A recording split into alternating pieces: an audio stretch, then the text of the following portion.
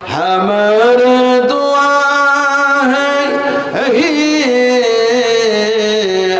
खुदा हो इस्लाम का बुलबुल सदा आता कर सभी को हिदायत का नूर जलालत का अंधेरा हो जाए दूर।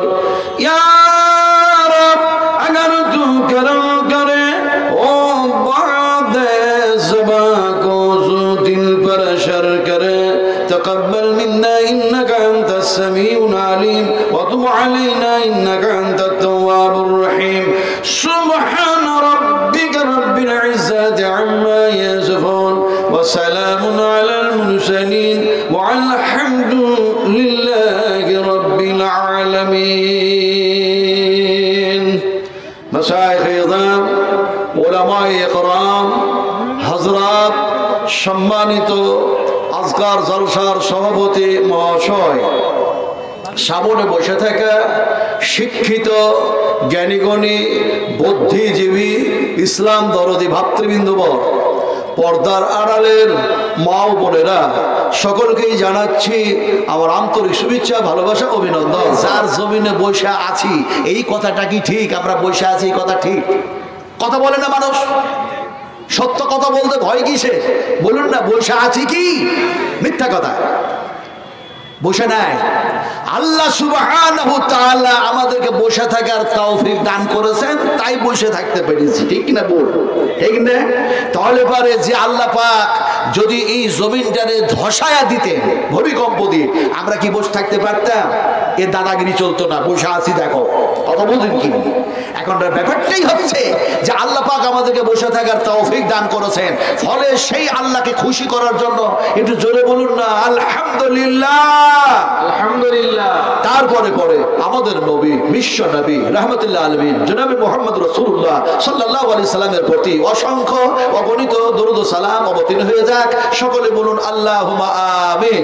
বন্ধুগণ, এতক্ষণ পর্যন্ত বিভিন্ন উলামায়ে কেরাম, বিভিন্ন মুকাররির, বিভিন্ন লেকচারার, বিভিন্ন প্রফেসর, বিভিন্ন বক্তাগণ, বিভিন্ন মুকাররির হযরত তিনাদের যা বিষয়বস্তু ছিল সেই বিষয়বস্তুর উপরে আলোচনা করেছেন, আপনাদের সামনে পরিবেশন করেছেন, আপনাদেরকে কোরআন ও হাদিস শুনিয়েছেন। আমি নাজমে আলম কিছু বলতে পারবো না, কিছু বলতে পারি না, কিন্তু আল্লাহ পাক কোরআন ও হাদিস থেকে আমাকে যা কিছু বলাইয়া নেবেন, শুধু বলবো না, শুধু শুনবো না, বরং বলার চাইতে শোনার চাইতে 100% আমল করার চেষ্টা করবো ইনশাআল্লাহ। তাও ইনশাআল্লাহ বললেন না? নবীজি বলেছে, আহারে তোমরা যদি কোন কাজে করতে গিয়ে যে কাজটা হতে পারে জটিল অথবা সহজ, কিন্তু কাজটি করতে গিয়ে যদি বলো ইনশাআল্লাহ, কাজ জটিল হলেও আল্লাহ সেটা সহজ করে দেন। সুবহানাল্লাহ। আগামীকাল মালদা যাব, আগামীকাল বিয়েই বাড়ি যাব, আগামীকাল আমি ভুট্টা লাগাবো ইত্যাদি, ইনশাআল্লাহ পড়ে নাও, তাহলে পরে সে কাজটা আল্লাহ পাক সহজ করে দেবেন। এখন এই বক্তব্য একদিন আমি রাজারহাট নিউটাউন রাখছিলাম গত বছরে, থানার ঠিক 50 মিটার দূরে। কথা বুঝেন কি? এখন ওসি সাহেব আসলেন, তার নাম হচ্ছে আপনার জামাল, তিনার নাম জামাল। আর যে বেলডাঙ্গাতে হট্টগোলটা হলো সেই রাত্রে আমি বেলডাঙ্গাতে ছিলাম। আলহামদুলিল্লাহ, আগামী পরশুদিনও আমার প্রোগ্রাম বেলডাঙ্গাতে আছে। তো ওই মোড়টাতে দেখছি একজন ওসি আসলেন, থানার বড়বাবু, তিনার নাম হচ্ছে আপনার এমনি করে ফিরোজ। কথা বুঝেন কি? তো আমি যখন আসি এখানে, তখন ওনারা আসলেন। আসার পর বিভিন্ন জায়গা থেকে, থানা থেকে ওসিরা আসে, তিতুগ্রাম, বর্ধমান, ওখান থেকে এক বসে আসলেন, তিনি নন মুসলিম। এখন ব্যাপারটাই হচ্ছে যে ওসি সাহেব এসে আমাকে রাজারহাট কলকাতা নিউ টাউনে বলছেন, স্টেজে এসে, আপনি কি ঝাড়খণ্ডের মানুষ? বলে ইয়েস, আমি ঝাড়খণ্ডের মানুষ।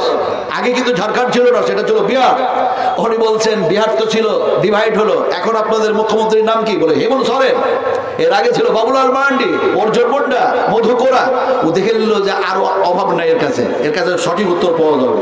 তো এখন ওসি সাহেব বলছেন আমাকে যে আপনি যে এতক্ষণ ধরে যে বলছেন যে আলোচনাগুলি মানুষের সামনে করছেন, একটা পশ্চিমবঙ্গের রাজধানী এই নিউ টাউন রাজারহাট, আর এই 50 মিটার দূরে এরা স্টেজ করেছে, 11টার বেশি পারমিশনও দিই নাই, আপনাকে নিয়ে এসছে 9:30, এখন বাজছে 10:30, 11টায় টাইম শেষ হয়ে যাবে।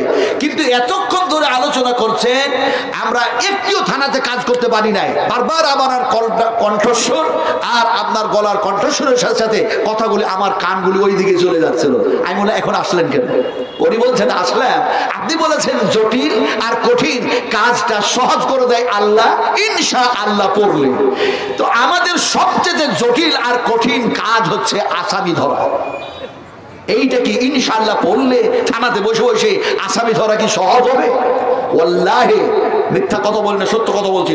ইয়াকু কাযিবান ফাআলাইহি কাযিবুহু ওয়া ইয়াকু সাদিকান ইউসিবুকুম বা'দুল্লাযী ইয়াঈদুকুম ইন্নাল্লাহা লা ইয়াহদি মান হুয়া মুসরিফুন কাযাব। আল্লাহ রাব্বুল আলামিন বলেন, যারা সীমা লঙ্ঘনকারী হয়, সীমা অতিক্রমকারী হয় এবং মিথ্যাবাদী হয়, আমি আল্লাহ তাআলাকে হেদায়েত করি না। আমি কিন্তু লম্বাবাজ করব না, কারণ আমার পরে আরো বক্তা আছে, কথা বুঝেন কিনা? ইনশাআল্লাহ তাআলাকে সময় দিতে হবে।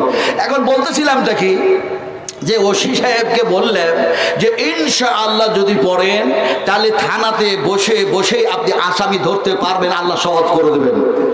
উনি বললেন এটা সম্ভব না। আমি বললাম আল্লাহ পারেন সবকিছুকে সম্ভব করতে। জরুর সুবহানাল্লাহ। পারে না? পারে না? এই পারে না? পারে না? এখন উনি একজন মুসলমান একজন ওসি, উনি বলছেন সম্ভব নয়। আমি বললাম সম্ভব নয়, অনেক দলিল আছে, অগণিত দলিল, ছোট্ট করে একটা দলিল আপনাকে দিই। উনি বললেন বলুন। আমি বললাম একটি মানুষ আরেকজন মানুষকে হত্যা করলো, মানুষটা নিহত হয়ে গেল, মৃত্যু মুখে পতিত হয়ে গেল, আসামি ধরা যায় না।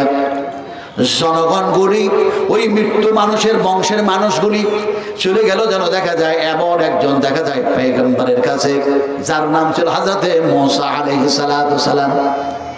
মূসাকে গিয়ে বলল, মূসাজি আপনি এই জামানার সবচেয়ে বড় নবী, সবচেয়ে বড় পয়গম্বর, ফলে এই মানুষটাকে হত্যা করেছে, আসামি ধরা যায় না। ফলে আসামি ধরা যায় কিভাবে, তার প্রসেস কি হবে একটু বলে দেন, নিয়মাবলীগুলি। এমন সময় দেখা গেল হযরত মূসা আলাইহিস সালাম বললেন, এমনি করে যেন একটু গাভী জবা করো, গরু জবা করো, আর সেই গরুর গোশতটা মৃত্যু মানুষের যেন সেই গলার যেন কাটা জায়গায় ঠেকায়া দাও, টাচ করে দাও। আল্লাহর হুকুমে মৃত্যু মানুষ জীবিত হয়ে যাবে, আর তাকে কে হত্যা করেছে সেই আসামির নাম সে নিজেই বলে দেবে, আবার যেন আল্লাহর হুকুমে মৃত্যু মুখে পুনরায় মৃত্যু হয়ে যাবে। মানুষগুলি গরু খুঁজতে শুরু করলো। এখন তারা চিন্তা করলো গরু তো খুঁজবো, কোন গরু জবা করবো? কারণ ষাঁড় জবা করবো না গাভী জবা করবো, গরু বলদ জবাই করবো না কোনটা করবো? নানা রকমের মনের মধ্যে চিন্তা, সমস্যায় পড়ছে। এখন জিজ্ঞেস করলো গরুটা বয়স কেমন হবে, লেজ কেমন হবে, শিং কেমন হবে, রং কেমন হবে, হাবিজাবি প্রশ্ন করতে করতে করতে যত প্রশ্ন করেছে তত কঠিন থেকে কঠিন, জটিল থেকে জটিল সমস্যার সম্মুখীন হয়েছিল। শেষ পর্যন্ত তারা যখন খুঁজে পাচ্ছে না ওই ধরনের, তখন তারা বলেছিল আগামীকাল পেয়ে যাব ইনশাআল্লাহ। যেমনি ইনশাআল্লাহ পড়লেন, আর সত্যিকারই সেই নীল গাভী, সেই গাভী যেন পেয়ে গেল, গরু পেয়ে গেল, সভা করলো, গোস্ত ঠেকায় দিল, মৃত্যু মানুষটা আল্লাহর হুকুমে জীবিত হয়ে গেল, আসামের নাম বলে দিল, তারপরে আবার আল্লাহর হুকুমে সেই লোকটা আবার যেন মৃত্যু মুখে পতিত হয়ে গেল। এখন দেখা যায় ইনশাআল্লাহ পড়লে আসামি ধরা সহজ হলো না কঠিন হলো? আসলে ওসি সাহেব তো কোরআন পড়েই না, কোরআন বুঝেই না, কথা বুঝেন কি? এখন উনি বলছেন এই কথাটা আপনি বলছেন এটা কি কোরআনের মধ্যে আছে? বলে জি, কোরআনে না থাকলে কি আর বলতে পারি? কোরআনের মধ্যে আল্লাহ রাব্বুল আলামিন কোরআনের এক জায়গায় বলেন ইনশাআল্লাহু মিনাস সাবিরিন ফালাম্মা আসালামা ওয়া তাল্লাহু লিল জাবিন ওয়া নাদাইনাহু আইয়া ইব্রাহিম। আমি গলা চাকু চালার কথা আর সহজ কথা বললাম না, কেমনে চাকু থেকে বাঁচালো সেই ঘটনাও তারা শোনালাম না। আমি প্রথমে বলেছি অগণিত দলিল আছে আপনাকে দিতে পারি, কিন্তু ওসি সাহেবকে বললাম এই যদি হয় আসামি ধরা সহজ, তাহলে পরে ইনশাআল্লাহ পড়বেন আর আসামি ধরা যাবে। তারপরেও বলছে সম্ভব নয়। আমি বললাম সম্ভব, কিভাবে সম্ভব হবে? ওসি সাহেব জি, সম্ভবটা এমনি করে হবে যদি আপনি মুসলিম হন, মুসলমান হন, সেই মুসলিম সেই মুসলমান আল্লাহকে ভয় করবেন, মুহাম্মদ সাল্লাল্লাহু আলাইহি সাল্লামের থিওরি অনুযায়ী জীবন বাস্তবায়ন করবেন। যদি তাই করেন তাহলে ইনশাআল্লাহ কাজে লেগে যাবে। বলে কেমন? সেইভাবে জীবন বাস্তবায়ন পাবো কেমন ভাবে? তো ফিরোজ সাহেবকে বললেন, হ্যাঁ জামাল সাহেবকে বললেন যে আপনি যদি ঘুষ না খান, সুদ না খান, আমরা তো সুদ টুদ ঘুষ টুস খাই না, রাগ লাগছে না, কিন্তু বলতেই হবে, বলতেই হবে। জাল হক ওয়া যাহাকাল বাতিল ইন্নাল বাতিলা কানা যাহুকা। সত্য এসেছে মিথ্যাগুলিকে মিটিয়ে দেওয়ার জন্য, এবং সত্য এসেছে জমিনে প্রতিষ্ঠা হওয়ার জন্য। আমার ভাইরা সোনার টুরা কথা বলতেছিলাম, আমরা যারা এখানে বসে আছি আপনাদেরকে আমি জিজ্ঞেস করেছি যে এতক্ষণ পর্যন্ত যে সমস্ত ওলামারা ওয়াজ করলেন কোরআন ও হাদিস থেকে, আমি নাজমা আলম কিন্তু বলতে পারবো না। আল্লাহ সুবহানাহু ওয়া তাআলা যা কোরআন ও হাদিস থেকে আমাকে বলায় নেবেন, শোনার চাইতে বলার চাইতে আমরা 100% আমল করার চেষ্টা করব ইনশাআল্লাহ। একটু জোরে বললেন না, যার জন্য আমাকে কথাটা এতটা বলতে হলো, ভাঙিয়ে চুরিয়ে খুচরা করে বলতে হলো। একটু জোরে বলুন ইনশাআল্লাহ, আরো জোরে ইনশাআল্লাহ। আচ্ছা, আজকে ইনশাআল্লাহ পড়ে নিলেন, কিন্তু দেখা যায় এর আগে কি কোরআন শুনেন নাই? এর আগে কি হাদিস শুনেন নাই? কোরআন শুনেছেন, হাদিস শুনেছেন, কোরআন থেকে শুনেছেন, হাদিস শরীফ থেকে শুনেছেন, আল্লাহর কথা শুনেছেন, নবীর কথা শুনেছেন, সবাই তো শুনেছেন, শুনেছি না শুনি নাই? কিন্তু শোনার পরে আমাদের যে একটা পরিবর্তন আসা দরকার ছিল, আমরা সুদ খাবো না, ঘুষ খাবো না, 4টা বিয়ে করবো না, একটাই করব, সন্তান বেশি নিব না, এরকম আছে নাকি? এরকম আছে নাকি? এখন দেখা যায়, এমনি করে দেখা যায় যে কোরআন শুনেছি, হাদিস শুনেছি, শোনার পরে আমাদের এক পরিবর্তন আসা দরকার ছিল না ছিল না? ছিল, কিন্তু হলো না কেন পরিবর্তন? পরিবর্তন না হওয়ার কারণ অসংখ্য আছে। কারণ এই যুগটা হলো যান্ত্রিক সভ্যতার যুগ, এই যুগটা হলো সায়েন্সের যুগ, এই যুগটা হলো বৈজ্ঞানিকের যুগ, এই যুগটা হলো কম্পিউটারের যুগ, এই যুগটা হলো মোবাইলের যুগ। মানুষের ইমানটাই চলে গেছে মোবাইলের উপরে, মানুষের ইমানটাই চলে গেছে মোবাইলের উপরে। কারণ আল্লাহ রাসূল বলেছেন 70,000 দাজ্জাল, এমনি করে ইহুদি দাজ্জালে পরিণত হবে। তার মানে তারা দাজ্জাল হবে না, দাজ্জালের যা থিওরি, দাজ্জালের যা এমনি করে কথাবার্তা, তার চালচলন, মানুষকে বিভ্রান্ত করা, অন্যায় কাজ করা, সেই কাজ তারা করবে। আজকে ইহুদিরা অত্যন্ত চক্রান্ত করে মুসলমানদের ঈমানকে নষ্ট করার জন্য তারা মোবাইল আবিষ্কার করেছে। আর বলছে কি মোবাইলে সব আছে, মোবাইলে সব পাওয়া যায়, যা आंसर चाहे मोबाइल से आंसर दे देवे। এটা কি সত্য কথা? এটা কি সত্য কথা? मैं চ্যালেঞ্জ करता हूं, मैं চ্যালেঞ্জ करता हूं, मैं চ্যালেঞ্জ करता हूं ওই সমস্ত বৈজ্ঞানিকদেরকে যারা এই জিনিসগুলি আবিষ্কার করে মুসলমানদের ঈমানকে নষ্ট করতে চাইছে। আমি চ্যালেঞ্জ করে বলতে চাই, তোমার মোবাইল কিভাবে আমাকে অ্যানসার দেয় আমি এক্ষুনি মোবাইলে দেখতে চাই।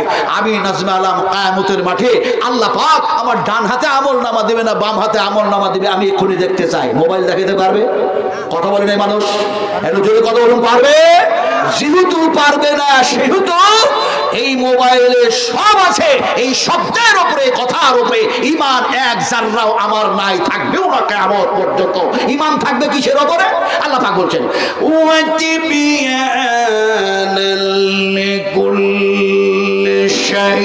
আল্লাহ রাব্বুল আলামিন বলেন এই কোরআনুল কারীমের মধ্যে সমস্ত সবকিছু ঢোকায়া দিয়েছি, সবকিছু পেয়ে যাবে। তাও সুবহানাল্লাহ পড়ে না, এটা জোরে বলুন সুবহানাল্লাহ। সুবহানাল্লাহ বুঝা বললেন না, না বুঝে? এই সুবহানাল্লাহ বুঝে না, না বুঝে? যে জিনিস বুঝে বলা হয় করা হয় সে তার মধ্যে ভুল হওয়ার সম্ভাবনা কম থাকে, না হওয়ারই সম্ভাবনা বেশি। কিন্তু যে জিনিস না বুঝে বলা হয়, না বুঝে করা হয়, তার মধ্যে 100% ভুল হওয়ার সম্ভাবনা থাকে। ঠিক বললাম না ভুল বললাম? তো সুবহানাল্লাহ যে পড়লেন, বুঝে পড়লেন না, না বুঝে? বলে খুব বুঝি, সুবহানাল্লাহ সুবহানাল্লাহ সুবহানাল্লাহ আলহামদুলিল্লাহ আলহামদুলিল্লাহ আলহামদুলিল্লাহ। সুবহানাল্লাহ এরকম সুবহানাল্লাহ বুঝলে হবে না। কেমন বুঝবে? নবী সাহেব বুঝাচ্ছেন। এই নবীকে নবী সাহেব বললাম বলে আপনারা কি রাগ করছেন নাকি? নবীকে যদি নবী সাহেব না বলেন তাহলে পরে ডাক্তার সাহেব হবে কি করে, মাস্টার সাহেব হবে কি করে, জজ সাহেব হবে কি করে, বিডিও সাহেব হবে কি করে, এসডিও সাহেব হবে কি করে, এমনি করে ওসি সাহেব হবে কি করে, কেমন করে হবে? আল্লাহ পাক নবীকে নবী সাহেবের লাকাব দিয়েছেন। যেমন কোরআনের এক জায়গায় বলা হয় মা দাল্লা সাহিবুকুম ওয়া মা গাওয়া ওয়া মা ইয়ানতিকু আনিল হাওয়া আপনারা কি বিরক্ত হচ্ছেন? এই বিরক্ত হচ্ছেন নাকি? আমি ওই গজল টজল গিয়ে সময় নষ্ট করতে পারবো না। আমার সারা জীবনের আমার জিন্দেগির আমল হচ্ছে এটাই যে আমি কোরআনের আয়াত না পড়লে, হাদিস বয়ান না করলে মনে হয় না যে আমি আজকে ওয়াজ করেছি, মনে হচ্ছে আমার সব শেষ হয়ে গেছে। কথা বলছেন কি? মানুষকে ভালো কথা বলবো আর আমি নিজে যদি ভালো কাজ না করি, ভালো কথা না বলি। আল্লাহ রাসূল বলছেন তুমি যেটা আমল করো না সেটা মানুষের সামনে বলো না। আর আল্লাহ পাক কোরআনের মধ্যে বলেন লিমা তাকুলুনা মা লা তাফআলুন। যেহেতু জিহাদের বাবে যদিও আয়াতটা নাজিল হয়েছে, তাফসীর ইবনে কাসির, তাফসীর হুসাইনি, তাফসীর মারফুল কোরআন, তাফসীর মুজহুল কোরআন, তাফসীর হাসুল বায়ান, তাফসীর দোকান, তাফসীর কাসাব, এছাড়া আরো অনেক তাফসীর আছে। বিভিন্ন তাফসীর কারকেরা বিভিন্নভাবে তাফসীর করেছেন। সব কথা বলে আমি শেষ করতে পারবো না। বলতে বলতে বলতে রাত চলে যাবে, দিন চলে যাবে, মাস চলে যাবে, সপ্তাহ চলে যাবে, বছর চলে যাবে, মানুষের হায়াত শেষ হয়ে যাবে, কিয়ামত হয়ে যাবে, তারপর আল্লাহর আলোচনা শেষ হবে না। জোরে বলুন সুবহানাল্লাহ। সুবহানাল্লাহ বুঝো। এবার আপনাদেরকে সুবহানাল্লাহ বুঝাই। আল্লাহর হাবিব বলেন তোমরা যখন আল্লাহর সামনে সিজদায় পড়ে দাও, আল্লাহ কোরআনে বলছেন ওয়াসজুদু ওয়াখতারিব, তোমরা আমার সামনে সিজদায় পড়ে যাও। আমি এক আল্লাহর সামনে সিজদায় পড়ে আমার নিকটবর্তী থেকে নিকটবর্তী হয়ে যাও, কাছে থেকে আরো কাছে হও, সংলগ্ন থেকে আরো সংলগ্ন হয়ে যাও। আল্লাহর হাবিব বললেন যখন বান্দারা এক আল্লাহর সামনে সিজদায় পড়ে যায়, সেই সময় আল্লাহ আর বান্দার মধ্যে কোনো যেন পর্দা থাকে না, ডাইরেক্ট একটা সম্পর্ক হয়ে যায়। সিজদায় যখন পড়লাম তখন কি হলাম? সুবহানা রাব্বিয়াল আ'লা, সুবহানা রাব্বিয়াল আ'লা, সুবহানাকা আল্লাহুম্মা রাব্বানা ওয়া বিহামদিকা আল্লাহুম্মা গফিরলি। সিজদায় পড়ে গিয়েছি, গিয়ে বলছি আল্লাহ আপনি হলেন পাক, আপনি হলেন পবিত্র, আপনি সমস্ত ত্রুটি থেকে, সমস্ত আয়ুব থেকে আপনি হলেন পাক পবিত্র। আর আমি আপনার গোলাম, আপনি আমার মুনিব, আপনার সামনে সিজদায় পড়ে গিয়েছি। আমার ভুলের শেষ নাই, আমার পাপের শেষ নাই, আমার গুনার শেষ নাই। ফলে আপনি আমাকে সেই গুনাহ থেকে, পাপ থেকে আপনি আমাকে পাক করুন। সুবহানাকাল্লাহুম্মা রাব্বানা ওয়া বিহামদিকা আল্লাহুম্মা গফিরলি। এই কথা যেন সিজদায় পড়ে বললাম। এখন সুবহানাল্লাহ শুধু তাসবিহের মধ্যে সীমিত নয়, যতবার সুবহানাল্লাহ পড়বেন কোরআন তেলাওয়াত করা হয়ে যাবে, কোরআন তেলাওয়াত করা হবে। তার মানে সুবহানাল্লাহ ভাষা, শব্দটা, ল্যাঙ্গুয়েজটা হচ্ছে আল্লাহ পাকের ভাষা। যেমন কোরআনে এক জায়গায় এসেছে সুবহানাল্লাযী আসরা বি'আবদিহি লাইলাম মিনাল মাসজিদিল হারাম। সুবহানাল্লাহ, কোরআন তেলাওয়াত হয়ে গেল। এখন বলতেছিলাম যে আমাদের এত কোরআন হাদিস থেকে আলোচনা করার পরে পরিবর্তন কেন নেই? আমাদের পরিবর্তন না হওয়ার কারণটা কি? অনেক কারণ থাকতে পারে। এক্সাম্পল দিয়ে আপনাদেরকে বুঝাই। এক্সাম্পল দিয়ে উদাহরণ একটা পেশ করছি। একটা মোটা মানুষ, কেউ মোটা মানুষ তাহলে দুঃখ টুকু করেন না। আপনার শুভেন্দু অধিকারীর এলাকায় ওয়াজ করতে গেলাম এই এক সপ্তাহ আগে, কথা বুঝেন কি নেই, ঈশ্বরচন্দ্র বিদ্যাসাগরের একবারে বাড়ির সংলগ্ন ক্ষুদিরামের যেখানে ফাঁসি হয়েছে সেটাও আমাকে দেখালো সেখানকার মানুষ। আলহামদুলিল্লাহ, সব আলহামদুলিল্লাহ। তো ওই জায়গায় ওয়াজ করতে গেছি। তো এখন দেখা যায় যিনি আমার দাওয়াত করেছেন জানলেন সে হেভি মোটা মানুষ। তো উনি বসে আছেন স্টেজে, আমাকে বলছে হুজুর, আপনারা হুজুর বলে রাগটা করেন না তো? হুজুর মজুর করলে রাগটা করেন, ওরা হুজুর বলি কথা বলে। বলে হুজুর আপনি কোনো এক্সাম্পল পেলেন না, আমি মোটা মানুষ, আপনাকে আমি দাওয়াত করেছি আর আমাকে দিয়ে আপনি শুরু করলেন এই এক্সাম্পলটা। আমার ভাইরা কি অবস্থা, কি অবস্থা। তো কেউ মোটা মানুষ থাকলে দুঃখ করবেন না। এক্সাম্পল দিচ্ছি, একটা ফ্যাট মানুষ, একটা মোটা মানুষ, তার উঠতে বসতে চলতে ফিরতে সদা সর্বদাই সব কাজে খুব কষ্টকর, খুব কঠিন, যেন কষ্ট হচ্ছে, অসুবিধা হচ্ছে। তো চিন্তা ভাবনা করে একটা ভালো ডাক্তারের কাছে গেল, গিয়ে বলল স্যার স্যার স্যার আমি হ্যাভি ফ্যাট হয়ে গিয়েছি, আমার শরীরের কিভাবে পরিবর্তন আসবে দয়া করে একটু ঔষধ দেন, সাজেশনও দেন। ডাক্তার জিজ্ঞেস করলেন তার কথা শুনে মোটা মানুষটাকে, তুমি খাবার কি খাও যে এত মোটা হয়েছো? আপনারা খেয়েছেন তো খাবার? এই খাবার খেয়েছেন না, খান না? কোন হাত দেখেলেন? ভালো করে বলেন। ভালো করে বলেন, কোন হাত দেখেছেন? মিথ্যা কথা, মিথ্যা কথা। কেমন মিথ্যা কথা? এই হাত দিয়ে খাবার খেলাম, আল্লাহ পাক বলছেন এই হাতটাকে যদি প্যারালাইসিসে পরিণত করে দিই তাহলে কোন হাত দিয়ে খাবেন? বলে বাম হাত দিয়ে খাবো। আল্লাহর সঙ্গে চ্যালেঞ্জ, বাম হাত দিয়ে খাবো। বাম হাতটাও যদি প্যারালাইসিসে আল্লাহ পরিণত করে দেন, বলে স্ত্রী খাওয়াবে, বাপ খাওয়াবে, মা খাওয়াবে, ভাবি খাওয়াবে, শাশুড়ি খাওয়াবে, শ্বশুর খাওয়াবে, জামাই খাওয়াবে, তারপরে chief minister, home minister, prime minister খাওয়াবে। কথা বুঝেন কিনে? গোটা পৃথিবীর মানুষগুলিকে, নর আর নারীগুলিকে আল্লাহ পঙ্গ করে দিলেন, প্যারালাইসিসে পরিণত করে দিলেন। এবার কেমন করে খাবেন? জবাব দেন। ফলে আমরা খাই না। আল্লাহ পাক বলছেন হুয়া ইউতঈমুনি ওয়া ইয়াসকিনু ওয়া ইযা মারিজতু ফাহুয়া ইয়াসফিন। আল্লাহ পাক বলেন আমি তোমাদের পানি পান করায় দিই, খাবার খাইয়ে দিই। আমি আল্লাহ অসুখ দিই আর আমি আল্লাহ অসুখ ভালো করি। তাহলে এবার কে খাইয়েছে? ডান হাত না আল্লাহ? এই কথা জোরে বলেন, আরো জোরে বলুন, কে খাওয়ায়? সেই আল্লাহর খাবার খেলেন যে দোয়া কি পড়েন? এই দোয়া কি পড়েন? হ্যাঁ আলহামদুলিল্লাহ। নমাজ পড়বে তাও আলহামদুলিল্লাহ। কথা বুঝেন কি? আলহামদুলিল্লাহ সহজ কথা তো, আলহামদুলিল্লাহ। শুনুন বুখারী শরীফের হাদিস, আল্লাহর কসম খেয়ে বলি বিশ্ব নবী মুহাম্মদ রাসূলুল্লাহ সাল্লাল্লাহু আলাইহি সাল্লাম যখন খাবার খেতেন, এখন খেজুর খেতে গিয়ে নবী যেন একটি খেতেন, প্রয়োজন পড়লে তিনটি খেতেন, তার মানে বিজোর। বিশ্ব নবী বলেছেন আল্লাহ পাক বিজোরকে ভালোবাসেন। মাগরিবের ফরজ নামাজ 3 রাকাত না 2 রাকাত? জোর না বিজোর? একটু জোরে বলুন। এই নামাজ পড়েন কি মানুষেরা নাকি? কয় রাকাত? জোর না বিজোর? এমনি করে বেতন নামাজ যখন পড়েন জোর না বিজোর?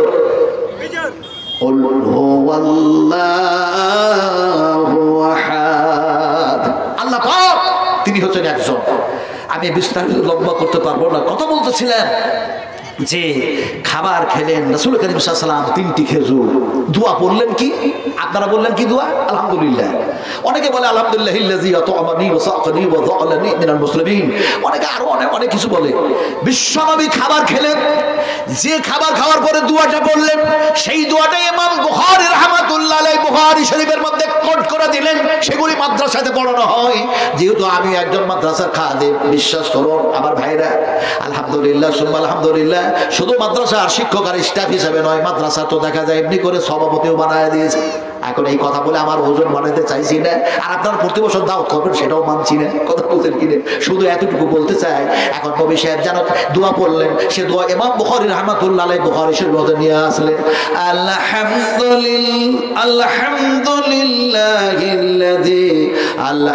আলহামদুলিল্লাহি হামদান কাসীরান তাইয়িবান মুবারাকান ফি গায়রা মাকফিয়ান ওয়ালা মুওয়াদ্দিয়ান ওয়ালা মুস্তাগনান আনহু রাব্বানা। এ দোয়া আপনাদের জানা আছে তো নাকি? নাই? কালকে মাদ্রাসায় ভর্তি হন, এই মাদ্রাসায় সবাই ভর্তি হন। কুল হাল ইয়াস্তাবিল্লাযীনা ইয়ালামুনা ওয়াল্লাযীনা লা ইয়ালামুন। মুসলিম শরীফের হাদিস, বুখারী শরীফের মধ্যে এসেছে। হাদিসের রাবী হচ্ছেন এমনি করে বারা ইবনে আযব রাদিয়াল্লাহু তাআলা আনহু। তিনি বলছেন রাসূল আকরাম সাল্লাল্লাহু আলাইহি সাল্লাম আমাকে বললেন, বারা ইবনে আযব, তোমাকে এমন একটি উপহার দিব না যেটা তুমি ঘুমাবার আগে পড়ে নিবে, আর ঘুমের ঘরে আল্লাহ যদি মৃত্যু প্রদান করে দেয় তাহলে পরে তোমার মৃত্যু হবে ইসলামের ভিত্তিতে, ইসলামের ভিত্তিতে মওত হবে। আল্লাহু আকবার। আল্লাহ নবীর সাহাবী বললেন, ইয়া রাসূলুল্লাহ, ঘুমের ঘরে তো কলমা পড়া যায় না, তওবা করার সুযোগ হয় না। এখন যদি দেখা যায় ঘুমাবার পূর্বে সেই দোয়াটা যদি পড়ে নেওয়া হয়, আর যদি দেখা যায় ইসলামের ফিতরাতে, ইসলামের ভিত্তিতে আল্লাহ যদি মওত দেন, তাহলে সেটা তো ভালো মওত হবে। ফলে আপনি আমাদের শিখায়া দেন, তার উপর আমল করব। আল্লাহ নবী যেন শিখাতে শুরু করলেন, আল্লাহুম্মা নাফসি ইলাইকা ওয়াজহাতু ওয়াজহি ইলাইকা ওয়া ফাওয়াদতু আমরি ইলাইকা ওয়া আলজাতু জিহাদি ইলাইকা রাগাবাতান ওয়া রাহবাতান ইলাইকা লা মালজা ওয়া লা মানজা মিনকা ইল্লা ইলাইকা। আল্লাহুম্মা আমানতু বিকিতাবিকা আল্লাযী আনজালতা ওয়া বিনাবিয়িকা আল্লাযী আরসালতা। এই দোয়া জানা আছে তো? নাই। কি বলছিলাম? ডাক্তার বলল তুমি যে এত মোটা হয়েছ, খাবার কি খাও? তো লোকটা বলছে, স্যার সকালবেলা হলে আমি 8টা রুটি খাই, সকালবেলা হলে 8টা রুটি খাই। চিন্তা করো, ডাক্তার তখন মনে মনে বলছে, যদি এই লোকটা সকাল হওয়ার সাথে সাথে 8টা রুটি খায় তো দুপুর হতে তো অনেক দেরি, মনে হয় আরো বেশি খাবে। তো ডাক্তার বলে, দুপুর বেলায় কটা খাও? ও 4টা খায়। বলে রাত হলে কটা খাও? ও 4টা খায়। আপনারা সব জ্ঞানী মানুষ, শিক্ষিত মানুষ বসে আছেন, হিসাব করে বলুন তো 3 8 রুটি খেলো কয়টা? 2-4 জন বললেন। ভোট আসলে খুব হিসাব করেন, অভিষেক পাস করবে না মমতা, হ্যাঁ দিলীপ ঘোষ না অমিত শাহ, নানা রকমের চিন্তা হয়। আর একটু হিসাব করে বলতে পারবেন না? হিসাব হিসাব বুঝেন তো নাকি?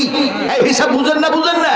আল-ইয়াউমা তুজজা কুল্লু নাফসিন বিমা কাসাবাত লা যুলমা আল-ইয়াউম ইন্নাল্লাহা সারিউল হিসাব। আমি আপনাদের সামনে যতগুলো কথা বলছি তার পিছনে কোরআনের আয়াত কোথাও না কোথাও লুকায় আছে, সব বয়ান করতে পারা যাবে ইনশাআল্লাহ, ইনশাআল্লাহ। কিন্তু আমি অত বলবো না, কিন্তু আমি যখন বলবো জবাব দিতে হবে, হিসাব করতে হবে না? হবে না? তাহলে হিসাব করে বলুন কটা রুটি খেলো? 24টা রুটি খেয়েছে। এখন